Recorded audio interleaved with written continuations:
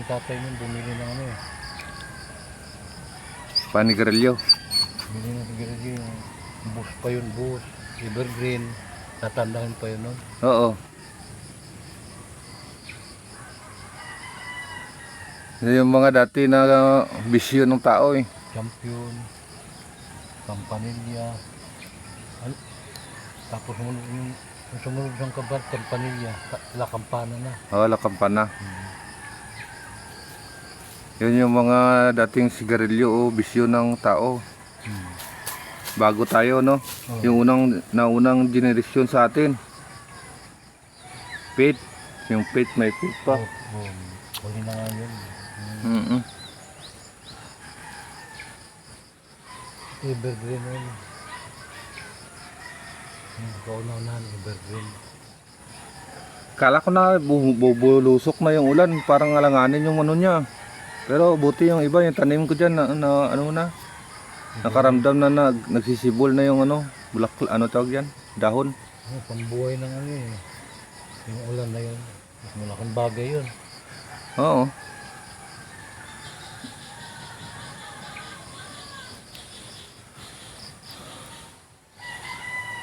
Siguro bago yung katapusan nitong Mayo na yan, babagsak na naman yan. Ano yun? Natawag nilang walo-walo. Walo-walo na. Walong araw na init. Tapos Init, walong araw. ulan. Pero pa isa-isa lang. Pero hindi talaga nawawala pag kalagitnaan ng Mayo, umuulan, no? Mayo Umuulan na ngayon. dito sa atin. 22 na ngayon. Tama talaga pagka sabi ng matatanda eh. Mayo 15 talaga ulan. Mulan nga, Mayo 15. Nag-uumpisa na.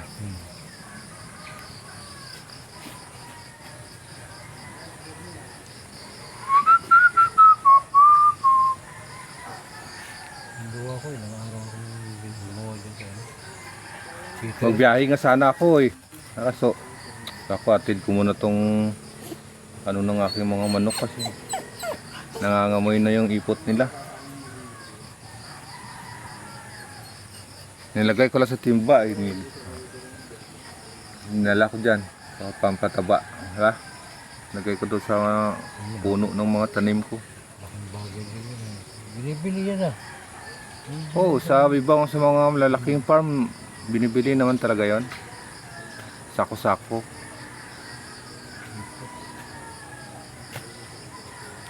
Oh, yun siya.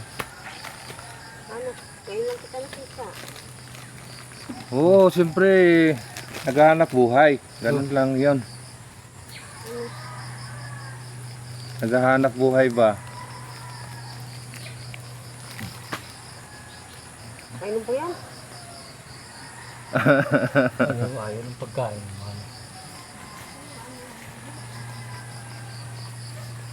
Magkakape siguro yun.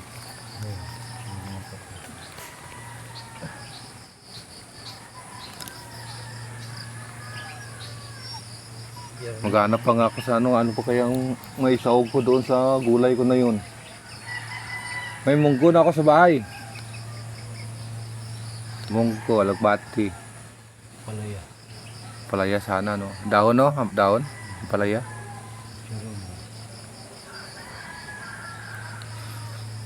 Masarap dyan yung saba.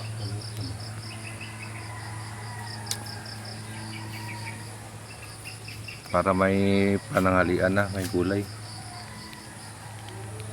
Dati nagluluto ako dati dun sa walang putayang niluluto ko kada umaga. Karinderya, Kainan din. kainan. Eh di marunong ka pala magluto. Ano naman pala. Yung diniguan ko, araw-araw yun. Ubos. 5 kilo ng 5 kilo. Alas 3 pa lang, ubos na eh. Mga sundalo yung mga customer ko. Masuki mo. Maganda pala magnegosyo tayo ng karinderya. Kainan. Yun yung maganda ngayon eh. Ha? Kaso, Magnegosyo tayo, ikaw magluto. kaso yung kailangan Araw-araw may order ka. Yung mga suki mo. Yung sa akin, slaughter eh. Slaughter? Slaughter. Patayin talaga ng baboy. Pinupunta ko.